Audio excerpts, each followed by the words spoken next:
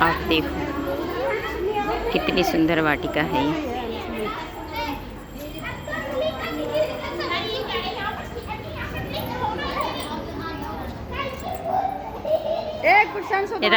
हाँ, राधा कृष्ण जी हैं गैया के साथ।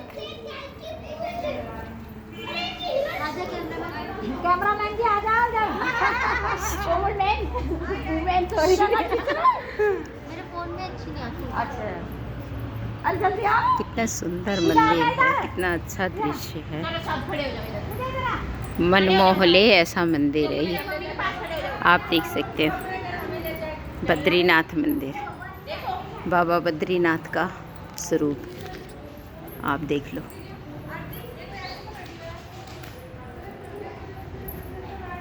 ये नंदेश्वर महाराज हैं जो यहाँ विराजमान है, आप देख सकते हो। ये नंदी महाराज।